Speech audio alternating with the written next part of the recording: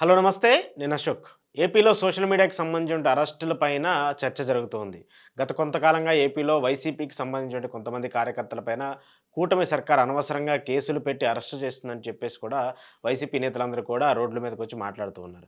అయితే ఇదే నేపథ్యంలో తాజాగా సినిమా ఇండస్ట్రీకి సంబంధించిన కొంతమంది వ్యక్తులపైన కూడా కేసులు నమోదు చేస్తూ వస్తుంది. పోసాని కృష్ణమురళి కావచ్చు, శ్రీరెడ్డి కావచ్చు, ఆర్జీవీ కావచ్చు. వీళ్ళందరి మీద కూడా కేసులు నమోదు చేసి వాళ్ళందరినీ కూడా విచారణకు రావాలని చెప్పేసి కోరుతూ ఉంది. అయితే గత 2 రోజులుగా ఆర్జీవీకి సంబంధించినటువంటి అంశము సోషల్ మీడియాలో విస్తృతంగా జరుగుతూ ఉంది. సోషల్ మీడియాకి సంబంధించి ఆర్జీవీ మిస్ అయ్యారు, ఆర్జీవీ దేశం వదిలి పారిపోయారు, ఆర్జీవీ అసలు దొరకట్లేదంటూ కూడా కొన్ని వార్తలు వస్తున్నటువంటి నేపథ్యంలో నిన్న దానికి సంబంధించి ఆయన ఒక క్లారిటీ కూడా ఇచ్చాడు. నేను ఎక్కడున్నాను, ఏంటి అనే దానిపైన కూడా ఒకటి చెప్తూ వచ్చారు. దీంతో పాటు ఇండియన్ కాన్స్టిట్యూషన్‌కి సంబంధించి దేశవ్యాప్తంగా అన్ని పార్టీలు కూడా రాజ్యాంగాన్ని ఫాలో అవ్వాలని చెప్పేసి చెప్తూ వస్తున్నాయి. రాజ్యాంగ పరిస్థితులేంటి? ఏపీలో సోషల్ మీడియాకి సంబంధించిన అరెస్టులేంటి? ఈ అంశాలపైన ఈరోజు ఇంటర్వ్యూలో మాట్లాడదాం. ఇంటర్వ్యూలో నాతో పాటు పార్టిసిపేట్ చేస్తున్నారు అనగాది రాంప్రసాద్ గారు. రాంప్రసాద్ గారు నమస్తే. నమస్తే అండి. సో, ఫస్ట్ ఈ ఆర్జీవీ గారి అంశము సోషల్ మీడియా పరంగా, ఏపీ పరంగా చాలా కాంట్రోవర్షియల్ ఇష్యూగా మారుతూ వస్తుంది. సో, ఏంటి ఆయన్ని అరెస్ట్ చేయటము ఒక విధంగా కించపరిచారని చెప్పేసి అరెస్ట్ అంటారా? లేదంటే కక్ష సాధింపు చర్యల కింద అరెస్ట్ అంటారా? ఏదైనా సరే ఇప్పుడు ప్రభుత్వం యొక్క చర్య చూస్తుంటే కొండను దవ్వి ఎలికని పట్టినట్టుంటది. హ్మ్. ఆర్జీవీ గారిని అరెస్ట్ చేయటం అంటే. ఆయనకున్న భావప్రకటన ఆయన వ్యక్తపరిచాడు. అది తప్పా, రైటా అనేది కోర్టు డిసైడ్ చేయాలి తప్పించి పోలీసులు అత్యుత్సాహం చూపించాల్సినంత అవసరం లేదు. ఓకే. ఆయనేమన్నా ఉగ్రవాది కాదు, ఆర్థిక నేరస్తుడు కాదు. అట్లని చెప్పి రేప్ చేసో, లేతే మర్డర్ చేసో పారిపోయిన వ్యక్తి కాదు ఇమ్మీడియేట్‌గా ఎక్కడున్నారో పట్టుకోవడానికి. అసలు సెర్చ్ వారెంట్ లేదు, అరెస్ట్ వారెంట్ లేదు. హ్మ్. నిజంగా ఆర్జీవీ మీద కేసు నమోదయింది. హ్మ్. దాన్ని ఛార్జ్ షీట్ ఇచ్చేసి కోర్ట్‌కి హ్యాండ్ ఓవర్ చేయొచ్చు కదా పోలీసులు. అప్పుడు ఎట్ట ఏ మనిషి అయినా సరే లా అండ్ ఆర్డర్‌కే బౌండ్ అయ్యి ఉండాల్సిందే. అవును. కోర్ట్ డిసైడ్ చేయాలి ఏదైనా సరే. అసలు భావప్రకటనకు అడ్డుగా ఉన్నటువంటి 66 ఐటీ యాక్ట్‌ని 2015లో రద్దు చేసింది సుప్రీంకోర్టు. కానీ పోలీసుల అత్యుత్సాహం కారణంగా 2021 వరకు కూడా దేశంలో దాదాపు 1300 కేసులు నమోదైనయి. అయినా పట్టించుకోలేదు. అయినా పట్టించుకోలేదు. ఎవరన్నా ఎళ్లి మాకు భావప్రకటన గట్ట సుప్రీంకోర్టు కేసు కొట్టేసింది గారు అన్నా గాని, ఆహా! కొట్టేసిందా? ఏది ఆ జడ్జిమెంట్ మాకు లేదా మీరు చూపించండి అని అత్యుత్సాహం చూపటం వల్ల హ్మ్. అప్పుడు సుప్రీంకోర్టు సీరియస్ అయ్యి కేంద్ర హోంశాఖకి మెసేజ్ ఫార్వర్డ్ చేశారు. అప్పుడు కేంద్ర హోంశాఖ అన్ని రాష్ట్రాలకిను, కేంద్రపాలిత ప్రాంతాలకు కూడా ఇది చేశారు. 66 ఐటీ యాక్ట్ కింద ఎన్ని కేసులు నమోదయ్యాయో అయన్నీ కొట్టేసేయండి. ఇక నుంచి కేసులు నమోదు చేయొద్దని కూడా చెప్పారు. హ్మ్. సో, ఇప్పుడు ఈయన మీద కేసులైతే కరెక్ట్ కాదంట. అంటే చెల్లే కేసులు కాదంటారు ఇవన్నీ. చెల్లే కేసు కాదు. హ్మ్. అది ఈయన మాట్లాడింది ప్రకటనకి ఎందుకు వస్తదా? బియాండ్ ది లిమిట్స్ ఉందా? అనేది కోర్ట్ డిసైడ్ చేయాలి తప్పించి, హ్మ్. ఇది నేరం కాదు. ఇమ్మీడియేట్‌గా పోలీసు అంత ఉత్సాహం చూపించాల్సిన అంత అవసరం కూడా లేదు. ఇప్పుడు ఏదైతే ప్రభుత్వం ఇంత శ్రద్ధ పెట్టి పోలీసుల్ని రామ్ గోపాల్ వర్మని అరెస్ట్ చేయమని చెప్పి పంపించిందో, ఇదే శ్రద్ధ గత ప్రభుత్వంలో కంటైనర్ వచ్చింది వైజాగ్‌కి 25 టన్నుల డ్రగ్గు. డ్రగ్స్ దాని కేసు. మీద చూపించినట్లయితే పిల్లల భవిష్యత్తు బాగుండేది గదా! ఎందుకు చూపించలేదు? దేశానికి ఉపయోగపడే పని చేయాలి తప్పించి, హ్మ్. ఇది రామ్ గోపాల్ వర్మది పూర్తిగా కోర్ట్ డిసైడ్ చేయాల్సిన మ్యాటర్ అది. ఓకే. ఇప్పుడు వైజాగ్‌కి 25 టన్నుల కంటైనర్ ఒకటే కాకుండా అంతకుముందు 63 కంటైనర్‌లు వచ్చినాయంట. మరి అందులో ఏముంది ఏంటనేది ఈ శ్రద్ధ ఏదో దాని మీద చూపించినట్టయితే రాష్ట్రానికి మేలు జరుగుద్ది, దేశానికి కూడా మేలు జరుగుద్ది, యువత కూడా బాగుపడటానికి అవకాశం ఉంది. డ్రగ్‌కి అడిక్ట్ కాకోకుండా. ఓకే. మరి దాని మీద ఎందుకు చూపట్లేదు శ్రద్ధ? హ్మ్. దాని వెనకాల ఏమైనా పొలిటీషియన్‌లు ఏమైనా ఉండారా? ఏంటి హ్మ్. అనేది కూడా మీ మీడియా ద్వారా నేను అడుగుతున్నాను ఇది. ఓకే. అసలు 7 సంవత్సరాల లోపు ఉన్నటువంటి శిక్ష పడేటువంటి ఏ కేస్ అయినా సరే 41 నోటీస్ ఇచ్చి పంపించేస్తారు పోలీసులు. అవును. ఈయన ఎంత నేరం చేసినా ఇది ప్రకటనకి బియాండ్ ది లిమిట్స్ ఉన్నా కూడా మహా అయితే 3 సంవత్సరాలు జైలు శిక్ష. హ్మ్. అంటే 41 నోటీస్ ఇచ్చి పంపించొచ్చు. అవును.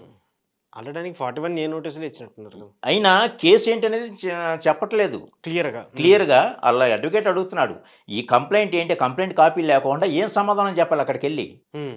అసల ఏం సమాధానం చెప్పాలో తెలియని పరిస్థితిలో వీళ్ళు నేను ఈ బిజీ షెడ్యూల్ వలన ఇట్లా ఉన్నాను కాబట్టి అవసరమైతే నేను వర్చువల్‌గా అటెండ్ అవుతానని చెప్పి అంటున్నారు. కోఆపరేట్ చేయకపోతే కాదు గదా! అవును. నిజంగా కోఆపరేట్ చేయకపోతే వీళ్ళు కోర్ట్‌ని అటెండ్ అయితే కోర్ట్ ఆదేశాలు జారీ చేస్తది. పలానా వ్యక్తిని అరెస్ట్ చేయండి అని చెప్పేసి. ఓకే. మరి అదేం చేయకోకుండా వీళ్ళు అత్యుత్సాహం చూపటం దేనికి? హ్మ్.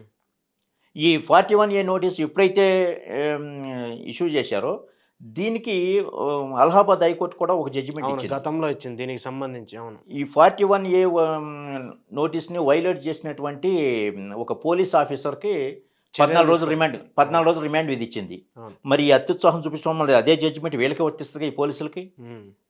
అది దాని మీద ఎవరు మాట్లాడతారు? దాని గురించి ఎవరు ఫైట్ అందుకే చేస్తారు? కదా ఒక కామన్ మ్యాన్‌గా నాకున్న నాలెడ్జ్‌ని చెప్పడం కోసమే కదా నేనొచ్చింది. సో, ఇప్పుడు ఈ కేసులన్నీ కూడా దేశ్ కక్షపూరితంగా జరుగుతున్నాయే అంటారు. కక్షపూరితంగానే కనపడుతుందది. హ్మ్. ఇప్పుడు రామ్ గోపాల్ వర్మ ఈ ట్వీట్‌కు మంచి చేశాడా? సమాజానికి చెడ్డ చేశాడా? ఏంటని డిసైడ్ చేసింది కోర్ట్ అది. హ్మ్. పోలీసులు కాదు, ఎవరో కాదది. కోర్టు ఏ ఆదేశాలు జారీ చేస్తే దాని ప్రకారం వీళ్ళు నడుచుకోవాలి తప్పించి, వీళ్ళు 41 నోటీస్ ఇచ్చారు. నేను వస్తానని చెప్తున్నాడతను. హ్మ్. లేదంటే వర్చువల్‌గా నేను అటెండ్ అవుతా అంటున్నాడు. అతనికి సంబంధించిన లాయర్‌లు అసలు ఆ కేస్ కంప్లెయింట్ ఏంటి? డీటెయిల్స్ ఇవ్వండి. ఎఫ్ఐఆర్ కాపీ ఇవ్వండి. అవి ఇవ్వండి అని చెప్పి నన్ను అడుగుతున్నారు. ఏమీ వీళ్ళు ఇవ్వకోకుండా మీ ఇంటి చుట్టూతా పోలీసులు మరి చెన్నై ఎళ్లారు ఒక టీము. ఇంత అమౌంటు, ఇంత ప్రజాధనాన్ని ఈ రకంగా దుర్వినియోగం చేయాల్సిన అవసరం ఏంటి? ఇదే ప్రజాధనాన్ని, ఇదే శ్రద్ధ ఈ హ్మ్. డ్రగ్స్ విషయం మీద కాన్సంట్రేట్ చేయొచ్చు కదా! సో, ఇప్పుడు దీనికి సంబంధించి అంటే వాళ్ళు మాట్లాడుతుంది ఇప్పుడు ఇక్కడ ఆర్‌జీవి గారి ఇష్యూ ఒకటి. ఆర్‌జీవి గారు ఏం చెప్తున్నారు? ప్రధానంగా నేను సినిమాలు తీశాను కాబట్టి నేను కక్షపూరితంగా నా మీద అరెస్ట్ చేస్తున్నారు. మరి వాళ్ళు కూడా అదే భావ ప్రకటన స్వేచ్ఛ కింద వాళ్ళు కూడా సినిమాలు తీశారు కదా! వాళ్ళు కూడా అవే మాట్లాడారు కదా! మరి దాని కింద కూడా వాళ్ళ మీద కూడా కేసులు పెట్టరు కదా! అంటున్నారు. అసలు సినిమాకి దీనికి సంబంధం లేదండి. ఓకే. సినిమా ఒకసారి బయటకొచ్చిన తర్వాత సెన్సార్ పూర్తయి బయటకొచ్చిన తర్వాత ఆ రైట్ సెన్సార్ బోర్డ్‌కి ఉంటది తప్పించి హ్మ్. వీళ్ళకి లేదు. వీళ్ళేమైనా కంప్లెయింట్ చేసుకుంటే ఈ సినిమా ఎందుకు రిలీజ్ చేసినా సెన్సార్ మీద వాళ్ళు తీసుకోవాలి తప్పించి బయటకొచ్చినటువంటి ఆ మూవీ తీసినటువంటి డైరెక్టర్ మీద కంప్లెయింట్ చేయటమో, లేకపోతే కక్ష సాధింపు చేయటం అనేది కరెక్ట్ కాదది. దీని మీద వాళ్ళకి రైట్ లేదు. లేదు. నాకు తెలిసిన నాలెడ్జ్ ప్రకారం చెప్తున్నాను. హ్మ్. ఇప్పుడు ఆర్‌జీవీ అట్లా ట్వీట్లు పెట్టడం వలన అసలు అక్కడ ఇష్యూ ఏంటి? ఆర్‌జీవీ పెట్టిన ట్వీట్లు ఎవరి మీద?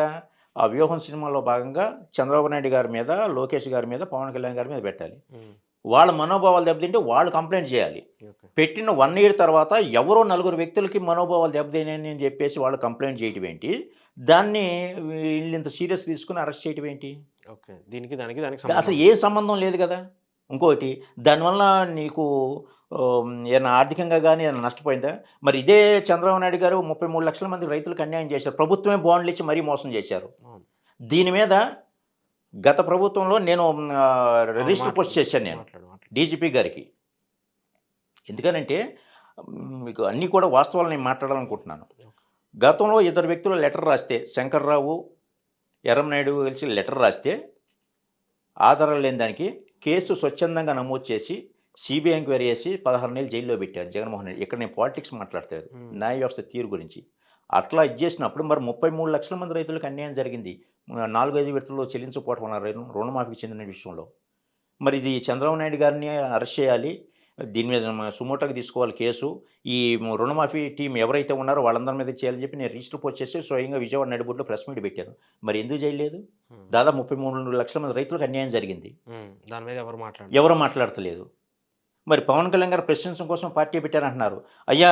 ఇప్పుడున్న వరకు ప్రతి పార్టీ కూడా డబ్బులిచ్చి ఓటు కొనుక్కోవటం వలన ఈ ప్రజాస్వామ్యం ఇదైపోతుంది. ప్రతి నాయకుడు ఈ ప్రభుత్వ పథకాలు మోసం జరగడం నాయకులు బెనిఫిట్ పొందుతున్నారు. మీరు ప్రశ్నించడం కోసం వచ్చారు కాబట్టి రైతులకు జరుగుతున్న అన్యాయం మీద నా దగ్గర ఆధారాలు ఉన్నాయి. ఏ బ్యాంక్‌తో లింక్ చేయబడిన ప్రభుత్వ పథకాల్లో రైతులకు ఒక ఆత్మహత్యలకు కారణము. నా దగ్గర ఆధారాలు ఉన్నాయి. దీని మీద మీరు స్పందిస్తే వైరల్ అవుతుంది. సుప్రీంకోర్టులో ఆల్రెడీ రైతుల ఆత్మహత్య మీద కేసు ఉంది. ఇందులో మోసం చేసేదే ప్రభుత్వాలు కాబట్టి ఏ ప్రభుత్వం కూడా సుప్రీంకోర్టుకి నివేదిక ఇవ్వదు. ఒక సామాన్యుడిగా నేను వెళ్తానికి నా స్థాయి సరిపోవట్లేదు. అవసరమైతే సుప్రీంకోర్టుకి మీరు వెళ్తానంటే ఖర్చు కూడా నేనే పెట్టుకుంటాను అని ఆ సమస్యను ఆయన దృష్టికి తీసుకెళ్లే ప్రయత్నంలోనే ఎన్ని ప్రయత్నాలు చేసినా కూడా ఆ పక్కనున్న వ్యక్తులు నన్ను అడ్డుకోవటం వలన నేను వీడియోస్ మాట్లాడి నాగబాబుకి కూడా మెసేజ్ పెట్టాను. ఆయన నాకు ఇంకొకసారి మెసేజ్ పెట్టావంటే నీ నంబర్ నేను సైబర్ కంప్లెయింట్ చేస్తాను. నీ మీద కేసు నమోదు చేస్తాను. బెదిరింపు ఇచ్చేస్తున్నారు అని నాకు మెసేజ్ పెట్టారాయన. మరి దీని మీద నేను కేసు నమోదు చేస్తే ఉన్నపళంగా ఆర్‌జీవీ మీద యాక్షన్ చూపించిన విధంగా మరి ఇదే పోలీసులు నాగబాబు మీద గాని కంప్లెయింట్ చేస్తారా?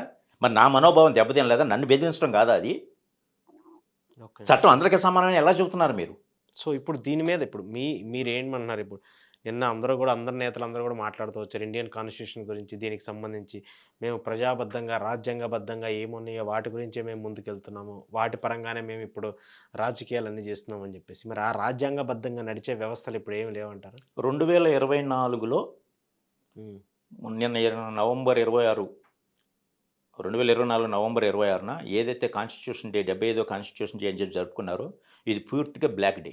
ఓకే. ఎందుకనంటే భారత రాజ్యాంగం ప్రతి ఒక్క పౌరుడికి ఓటు హక్కును కల్పించింది. హ్మ్. ప్రతి పౌరుడు తమ నాయకుడిని ఎంచుకొని ఎమ్మెల్యేని, ఎంపీలని ఎంచుకొని దేశ, రాష్ట్రానికి ముఖ్యమంత్రిని, దేశానికి ప్రధానమంత్రిని ఎంచుకునే హక్కు పౌరులకు ఉంది. కానీ ఈ 2024 సంవత్సరంలో ఒక వ్యక్తి ఓటేస్తే ఆ పలానా నాయకుడికి అని చెప్పి ఏ వ్యక్తి అయితే ఓటేసాడో ఆ నాయకుడు కాకుండా వేరే నాయకుడికి పడే విధంగా ఈవీఎం ట్యాంపరింగ్ జరిగితే ఇక్కడ నష్టపోయింది ఎవరు? పౌరుడు నష్టపోయాడు. పౌరుడు యొక్క ప్రాథమిక హక్కును కోల్పోయాడు ఇక్కడ. ఇంకా రాజ్యాంగబద్ధంగా ఎక్కడ జరిగింది? ఇక్కడ ప్రజాస్వామ్యానికి నేను ఇండైరెక్ట్‌గా పక్షవాతం ఇచ్చినట్టు చేసేసారు ఇది. ఇది బ్లాక్ డే అనక ఏమనాలి? ఓకే. స్వయంగా నలుగురు సుప్రీంకోర్టు న్యాయమూర్తులే ప్రెస్ మీట్ పెట్టారు. సుప్రీంకోర్టు ఆవరణలో. ఈ రాజ్యాంగబద్ధంగా జరగట్లేదని చెప్పేసి. మరి ఇంకా కాన్స్టిట్యూషన్ డే అనేది ఎక్కడ జరుపుకుంటున్నారు వీళ్ళు? ఏంది అది అర్థం ఎక్కడుందసల? న్యాయమూర్తుల యొక్క ప్రాణానికే రక్షణ లేని పరిస్థితిలో దౌర్భాగ్య స్థితికి ఏర్పడిపోయింది. జస్టిస్ లోయా కేసు ఏమైంది? అదే నలుగురు న్యాయమూర్తులు సుప్రీంకోర్టు ముందల ప్రెస్ మీట్ పెట్టినప్పుడు మెన్షన్ చేశారు కదా! సుప్రీంకోర్టు మన జస్టిస్ లోయా విషయంలో ఆయన హత్య జరిగితే అది హత్య కాదని చెప్పేసి తీర్పిచ్చేసి దౌర్భాగ్య స్థితికి న్యాయ వ్యవస్థ తీరిపోయింది కదా! సో, అక్కడ న్యాయ వ్యవస్థలో కూడా కాన్స్టిట్యూషన్ సంబంధించిన అసలు న్యాయ వ్యవస్థ ఆ యొక్క సెక్షన్ల ప్రకారంగా చేసిన నేరం ఏంటి? దానికి తగ్గ శిక్షలేంటి అనేది ఆలోచించుకోకుండా ఈ ప్రభుత్వం చేతుల్లోకి వెళ్ళిపోయి, రాజకీయ నాయకుల చేతుల్లోకి, డబ్బున్నోళ్ళ చేతుల్లోకి వెళ్ళిపోయి, ఏ వ్యక్తి అయితే మనకి అనుకూలంగా లేడో ఆ వ్యక్తిని తీసుకొచ్చి అరెస్ట్ చేయటం, రిమాండ్‌లో వేసేసేయటం, బెయిల్ కూడా రానివ్వని పరిస్థితి దిగజారిపోయింది. బెయిల్ ఇవ్వాలా వద్దని చేసిన నేరాన్ని బట్టి ఉంటది. అదేమంటే వీళ్ళు సాక్షులను ప్రభావితం చేస్తారంటున్నారు. సల్మాన్ ఖాన్‌కి సన్నిహితంగా ఉన్నటువంటి ఎక్స్ మినిస్టర్‌ని మొన్న షూట్ చేసి చంపేశారు. అతను ఎవరండి? లారెన్స్ బిష్నోయ్ అని చెప్పేసి జైల్లో ఉండి దాదాపు 700 మంది షూటర్స్‌ని తయారు చేశాడు. అంటే జైల్లో ఉండి కూడా ప్రభావితం చేయగలుగుతున్నాడంటే, ఇంకా రిమాండ్‌లో ఉన్న నాయకులు ప్రభావితం చేయరని గ్యారంటీ ఏంటి? ఈ రోజున డబ్బు, అధికారం పొలుగుబడి ఉన్నోళ్ళు ఎవరైనా సరే జైల్లో ఉన్నా గాని అత్తగారి ఇల్లే. సో, దానివల్ల ఇది కుట్రలన్నీ ఎన్ని జరుగుతున్నా కూడా రాజ్యాంగపరంగా ఏమీ జరగట్లేదు.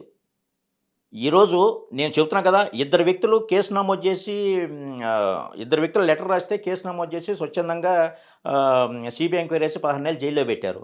ఆధారాలు లేని దానికి సీబీఐ ఎంక్వైరీ చేసి ఆధారాలు సేకరించారు. నేను ఆధారాలు ఉన్నాయంటున్నా. రైతుల ఆత్మహత్యకి ప్రభుత్వంతో లింక్ చెప్పిన బ్యాంకులతో లింక్ చెప్పిన ప్రభుత్వ పథకాలు ఒక కారణము. ఈ బ్యాంకులకి చెల్లించాల్సిన ప్రభుత్వం అమౌంట్ ఏదైతే ఉందో ఇన్ టైంకి చెల్లించకపోతే ఆ నష్టం రైతుల మీద పడుతుంది. రైతుల ఆత్మకి ఇది ఒక కారణం అని చెప్పేసి ఆధారాలతో నేను లెటర్ రాస్తే ఇంతవరకు ఎవరు దానికి రిప్లై ఇవ్వలేదు. దాని మీద మీరు ఇంకా పోరాటంలో ఉన్నాను. నేను రాష్ట్రపతికి, సీజీఐకి, నల్సాకి, లోక్పాల్కి అందరికీ లెటర్ రాశాను. నా కేసు నాది కొట్టేసి జడ్జిలు వెనక్కి పిలిపించి నీకేం కావాలి లెటర్ రాసి 2 నెలల్లో మీరు డిసైడ్ చేస్తామనే పరిస్థితి దిగజారిపోతే ఇంకా కాన్స్టిట్యూషన్ వైజ్గా ఎక్కడుంది? మనం న్యాయాన్ని న్యాయ వ్యవస్థ ద్వారా కోరుకుంటున్నాం. అది న్యాయ వ్యవస్థ కాదు, అన్యాయ వ్యవస్థ. పూర్తిగా కేసు నమోదు చేయాలంటే లంచం ఇవ్వాలి. కేసుకి గవర్నమెంట్ ఫీజు కట్టాలంటే లంచం ఇవ్వాలి. దానికి నెంబరింగ్ అవ్వాలంటే లంచం ఇవ్వాలి. కేసు సీరియల్ రావాలంటే లంచం ఇవ్వాలి. నెంబరింగ్లో కూడా ఫస్ట్ ప్రిఫరెన్స్ రావాలంటే లంచం ఇవ్వాలి. బెంచ్ మీద రావాలంటే లంచం ఇవ్వాలి. కేసు జడ్జిమెంట్ అయిపోయిన తర్వాత ఆ జడ్జిమెంట్ బయటికి రావాలంటే లంచం ఇవ్వాలి. ఇది న్యాయ వ్యవస్థ అంటారా, అన్యాయ వ్యవస్థ అంటారా? ఇన్ని కారణాలు చెబుతున్నాను. అది ఇంకా కాన్స్టిట్యూషన్ డే జరుపుకుంటున్నాం అని చెప్పేసి గొప్పలు చెప్పుకుంటున్నారు వీళ్ళందరూ కూడా. ఎక్కడుంది? యాకోబ్ మెమన్ అనే ఒక ఉగ్రవాదిని ముంబై పేరులో అతనికి సంబంధించిన కేసు విషయంలో సుప్రీంకోర్టు ఎప్పుడూ లేని విధంగా తెల్లవారుజామున తలుపులు చేసి మరీ చర్చలు జరిపి అతను ఉరిదీసింది. ఒక ఉగ్రవాది విషయంలో అంత శ్రద్ధ చూపినప్పుడు దేశ జనాభాలో 70% మంది వ్యవసాయం మీద ఆధారపడుతున్నారు. వాళ్ళకి జరుగుతున్న న్యాయం మీద నేను లెటర్ రాస్తే ఎందుకు శ్రద్ధ చూపట్లేదు? ఇదేనా? అంటే రాజకీయపరమైన అంశాల మీద అయితే శ్రద్ధ చూపుతారా? ఎవరన్నా ఒక నాయకుని మీద కేసు నమోదు చేస్తే ఇమీడియట్గా మనకు అనుకూలంగా వచ్చేంత వరకు వాళ్ళని తీసుకుని లోపలేసేయటం, అది చంద్రబాబు నాయుడు గారు కావచ్చు, మన కవిత గారు కావచ్చు, లేదంటే అరవింద్ కేజ్రీవాల్ గారు కావచ్చు, ఎవరైనా సరే వాళ్ళ మీద అయితే కేసులు ఇమీడియట్గా వేసేసి లోపల వేసేసేస్తున్నారు. అది బెయిల్ రాకుండా చూస్తున్నారు. ఇది ప్రజాస్వామ్యానికి సంబంధించిన విషయాన్ని. దేశ జనాభా 70% మంది వ్యవసాయం మీద ఆధారపడుతున్నారు. వీళ్ళకి జరుగుతున్న అన్యాయం మీద ఆధారాలతో లెటర్ రాసినా కానీ ఎందుకు సుమోటాగా తీసుకుంటలేదు కేసు? రాజకీయపరమైన అంశాల మీద అయితే కేసు నమోదు చేస్తుందా? ఎక్కువగా నడిచేది అంతే. ఎవరైనా ఇప్పుడు రాజకీయ అంశాలకు సంబంధించి జనాలు ఎప్పుడు చూస్తారు కాబట్టి దాని మీద ఎప్పుడు నడుస్తారు. మరి అతి పెద్ద ప్రజాస్వామ్యాన్ని చెప్పుకోవటం దీనికి ఇంకా ఇంకా ఎప్పుడు భారతదేశం అభివృద్ధి చెందుతూనే ఉందంటున్నారు తప్పించి ఎక్కడ చెందుతుంది? స్వతంత్రం వచ్చిన కాడి నుంచి గత 10 ఏళ్ల వరకు ఎంత అప్పు అయిందో భారతదేశానికి, నరేంద్ర మోడీ గారు వచ్చిన తర్వాత అంతకి ఎక్కువైంది అప్పు. మరి భారతదేశం బాగుపడిన చరిత్ర ఎక్కడ ఉంది? విద్య ఉందా? వైద్యం ఉందా? మౌలిక సదుపాయాలు ఉన్నాయా? రైతు గిట్టుబాటు ధర ఉందా?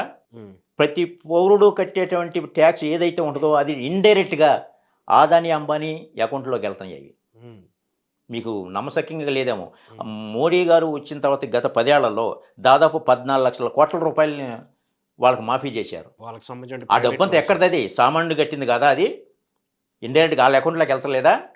ఇవాళ ఏ ఇండస్ట్రియలిస్ట్ అయినా సరే, అదానీ గాని, అంబానీ గాని వీళ్ళెవరైనా సరే ఆర్థిక ఇబ్బందులు ఆత్మహత్య చేసుకున్న దాఖలాలున్నాయా? కానీ సామాన్యుడు ఆత్మహత్య చేసుకుంటున్నాడు. రైతు ఆత్మహత్య చేసుకుంటున్నాడు. ఓకే. ఒక రైతుకి ఒక రూ. 1,00,000 లోన్ కావాలంటే వాళ్ళు 1,00,000 ప్రశ్నలేసి చంపుతున్నారు బ్యాంకు వాళ్ళు. అదే ఇండస్ట్రియలిస్ట్‌కి అదానికి గాని, అంబానీకి ఇలాంటి వాళ్ళకి ఎవరికైనా సరే గవర్నమెంట్ వాల్యూ 10,00,000 ఉన్నటువంటి వాల్యూ మీద రైతుకు లోన్ ఇవ్వటం 4,00,000 ఇవ్వటానికి 100 ప్రశ్నలేస్తారు. అదే 10,00,000 ఉన్నటువంటి వాల్యూ మీద కొలటరల్ సెక్యూరిటీగా రూ. 1,00,00,000 చూపించి దాని మీద 70-80 లక్షల రూపాయలు లోన్ ఇస్తున్నారు. వాస్తవం. మళ్ళీ బ్యాంక్ వీళ్ళకే మాఫీ చేస్తున్నారు. ఎక్కడుంది ఇక్కడ రాజ్యాంగబద్ధంగా ఎక్కడ నడుస్తున్నారు వీళ్ళందరూ కూడా? హ్మ్. స్వయంగా ఒక జడ్జి గారే తనకు న్యాయం కోసం ఒక రౌడీ దగ్గరికి వెళ్ళినంత దిక్కుమాల పరిస్థితికి ప్రజాస్వామ్యం చేసింది అక్కడ. ఉండవల్లి అరుణ్ కుమార్ గారు ప్రెస్ మీట్‌లో చెప్పారు. అవును. దీని గురించి మాట్లాడారు. చాలా సార్లు మాట్లాడారు. న్యాయ వ్యవస్థలు కూడా ఇలా తయారయ్యాయి అని చెప్పేసి ఆయన కూడా మాట్లాడారు. స్వయంగా అదేంటయ్యా నువ్వు న్యాయమూర్తివి అయ్యుండి రౌడీ దగ్గరికి వెళ్ళటం పోలీసులు చెప్పడం పోలీసులు వెళ్తే పని అవుద్ది, వీడెళ్తే వాడికి పని అవుద్దని చెప్పి స్వయంగా అన్నారు. అవును. అంటే ఒక రౌడీ ఒక జడ్జి గారే న్యాయం కోసం రౌడీ దగ్గరికి వెళ్తే ఈ ప్రభుత్వ పథకాల్లో జరుగుతున్న మోసం మీద నేను ఏ రౌడీ దగ్గరికి వెళ్ళాలో తెలియపరచని చెప్పేసి సీజే గారికి నేను మెయిల్ చేశాను. ఓకే. స్వయంగా మనం భారత ప్రధాన న్యాయమూర్తిగా ఉన్నటువంటి ఎన్వి రమణ గారిని స్వయంగా కలిసి నేను రైతులకు ఇట్లా అన్యాయం జరుగుతుంది, మీరు కూడా రైతు బిడ్డే, ఈ పథకాల మీద ఒక కమిషన్ ఆదేశించండి, ఏ ప్రభుత్వం వెల్లడించదు ఇందులో వాస్తవాలు, మోసం చేసేదే ప్రభుత్వాలు, ఈ పథకాల వలన రైతుల ఆత్మహత్య అని చెప్పేసి అనేక సార్లు చెప్పినా కానీ ఆయన కూడా చేయలేదంటే ఇంకా రాజ్యాంగబద్ధంగా ఎట్లా అంటారు? నేను చెబుతున్నా కదా, ఇది బ్లాక్ డే ఒక రైతు బిడ్డగా నేను అనౌన్స్ చేస్తున్నాను. ఇప్పుడు ఖచ్చితంగా మీ మీ పోరాటం అయితే మీ సైడ్ నుంచి జరుగుతుంది. జరుగుతూనే ఉంటుంది. వాళ్ళ దగ్గర నుంచి సమాధానాలు రాకపోతే మీరు ఇప్పుడు చు- న్యాయ వ్యవస్థలో వాళ్ళు సపోర్ట్ చేయట్లేదు. రాజకీయ పరంగా ఇటు నుంచి యాక్టివ్‌నెస్ రావట్లేదు. ఎక్కడి నుంచి కూడా యాక్టివ్‌నెస్ రాకపోతే దీన్ని ఎంతవరకు మనం తీసుకెళ్ళాం? రాజకీయ పార్టీల దగ్గర నుంచి వాళ్ళ దగ్గర నుంచి ఉండాలి కదా! ఎక్కడి నుంచి తీసుకెళ్ళాలంటే మీ మీడియా కూడా అదే ధోరణిలో హ్మ్. ఇది చేస్తుంది. ప్రభుత్వం చేయాల్సిన పనులు ప్రజలకు ఏ అన్యాయం జరుగుతుంది దాన్ని ప్రభుత్వం దృష్టికి తీసుకెళ్లాల్సిన మీడియా మధ్యంతరంగా ప్రవర్తించాల్సిన మీడియా అన్నెసరి విషయాలను మాత్రం గట్టిగా ఫోకస్ చేస్తుంది. హ్మ్. తిరుపతి లడ్డూలు ఏదో ఒక అలర చేయంగానే తిరుపతి లడ్డూలో నెయ్యిలో కల్తీగాలని దాన్ని వైరల్ చేయటం, అన్నదమ్ముల విషయంలో పెద్ద రాష్ట్రంలో ఏ సమస్య లేనట్టుగా జగన్మోహన్ రెడ్డి షర్మిల విషయాల్లో రేట్ చేసి చూపించడం, హ్మ్. ఆర్జీవీని పట్టుకున్నారు లేదని దీని మీద సంచలనం సృష్టించడం, ఇవా హ్మ్. మీరు రాష్ట్రాన్ని ఏ రకంగా అభివృద్ధి చేస్తున్నారు? ఓకే. రాష్ట్రాన్ని గాని, దేశాన్ని గాని నాశనం చేసినది ఐఏఎస్ ఆఫీసర్లే. అప్పులు చేసి దేశాన్ని రాష్ట్రాన్ని నడిపించే లెక్క నీకు ఐఏఎస్‌లు ఎందుకండి? ఊళ్ళో బిచ్చగాడు చెబుతాడు అప్పులు చేసి రాష్ట్రాన్ని నడిపించొచ్చని, లేకపోతే గీదం కాస్తున్న గొడ్డకాడని చెబుతాడు. మీరు చేయాల్సిందేంటి? కాళ్ళకి మీకు తేడా ఏంటంటే ఐఏఎస్‌లకిను గీదం కాస్తున్నోళ్ళకి తేడా అంటే మీకు ఒక క్వాలిఫైడ్ ఒక సర్టిఫైడ్ ఉంది. మీరు ఐఏఎస్ అధికారులుగా ఉన్నారు. మీకు ప్రోటోకాల్ ఉంటుంది. ఈ గవర్నమెంట్ సాలరీ ఇస్తుంది. కానీ మీరు చేయాల్సిందేంటి ఐఏఎస్ అధికారులు? ఇది కాదు. రాష్ట్రాన్ని ఈ రకంగా అభివృద్ధి చేయాలి ఓకే. అని చేయకుండా వీళ్ళు కూడా రాజకీయ నాయకులకు తొత్తులుగా మిగిలిపోతున్నారు. ఆళ్ళు ఏది చెప్తే దానికి చేసేస్తున్నారు. తర్వాత ఇంకో ప్రభుత్వం వచ్చిన తర్వాత మళ్ళీ ఈళ్ళు కటకటాల సుగల్ కట్టాల్సిన పరిస్థితి వెళ్ళే ఏర్పరుస్తుంది. వచ్చింది. అవును. ఐఏఎస్‌లు చదివింది దీనికా? గతంలో జయప్రకాష్ నారాయణ గారు 2 సంవత్సరాల్లో 2,00,000 ఎకరాలకు నీరు ఇచ్చారు. మరి అదే ఐఏఎస్ స్ఫూర్తితో ఇప్పుడున్న అధికారులు ఎందుకు చేయలేకపోతున్నారు? ప్రజలకు ఉపయోగపడే పనులు ఎందుకు చేయలేకపోతున్నారు? ఒక ఐపీఎస్ ఆఫీసర్‌గా జేడీ లక్ష్మీనారాయణ గారు సిబిఐ జాయింట్ డైరెక్టర్‌గా ఉన్నటువంటి ఆయన సంచలన కేసులు ఎన్ని బెదిరింపు కాల్స్ వచ్చినా గాని తట్టుకొని చేశారు. మరి ఆ రకంగా ఇప్పుడు ఎందుకు చేయట్లేదు ఐపీఎస్ ఆఫీసర్‌లో? ఒక జస్టిస్ గోపాల్ గౌడ్ గారు ప్రభుత్వానికి, ప్రైవేట్ కంపెనీకి వ్యతిరేకంగా రైతులకు ఫేవర్‌గా జడ్జిమెంట్ ఇచ్చారు సింగూరు భూసేకరణ విషయంలో. మరి ఇప్పుడు ఎందుకు రావట్లేదు అలాంటి జడ్జిమెంట్లు? ఇవాళ ప్రభుత్వం నీతిమంతులను కూడా కాపాడుకోవాల్సిన బాధ్యత ఉంది. ఐఏఎస్ ఆఫీసర్లను గాని, జడ్జిలను గాని, ఐపీఎస్ ఆఫీసర్లను గాని.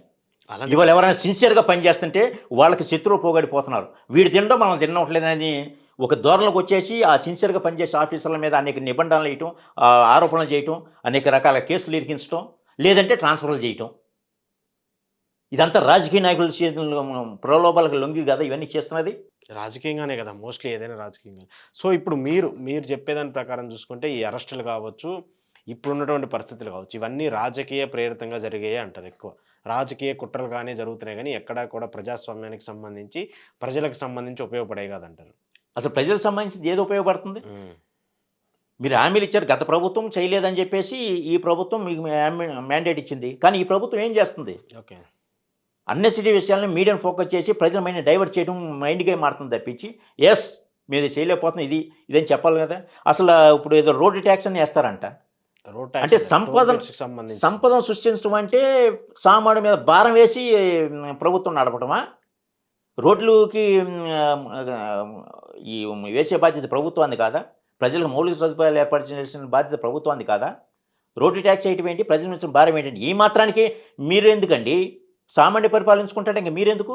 ఇవన్నీ కూడా రాజకీయ దానికి సంబంధించిన అంశాలు మాత్రమే. ఎస్ సో దీని మీద అయితే మీ పోరాటం కంటిన్యూ చేస్తూనే ఉంటాను నేను ఈ అరెస్టుల మీద కూడా అన్నిటి మీద కూడా ఖండిస్తూనే ఉంటాను. నిర్మోహటంగా. దీని మీద చూద్దాం మరి దీనికి సంబంధించి నెక్స్ట్ స్టెప్స్లో ఎలా ఉంటుంది, గవర్నమెంట్ మీద నుంచి ఏమన్నా మీరు మాట్లాడింది ఖచ్చితంగా కోర్టులకి న్యాయ వ్యవస్థలకి రాజకీయ వాళ్ళకి కూడా ఇది చేరి రైతు సమస్యల మీద ఖచ్చితంగా భావించే పరిస్థితి అయితే ఉండాలి. ఎందుకంటే రైతులే దేశానికి వెన్నెముక కాబట్టి వాళ్ళు మాట్లాడేదే దీనికి సంబంధించి ఉంటుంది కాబట్టి వాళ్ళకి సంబంధించి కూడా చూద్దాం. Thank you Ramprasad. Thank you. ఇది ఈరోజు రామప్రసాద్ గారితో ఎక్స్క్లూజివ్ ఇంటర్వ్యూ. చూస్తూనే ఉండండి ఈహా టీవీ.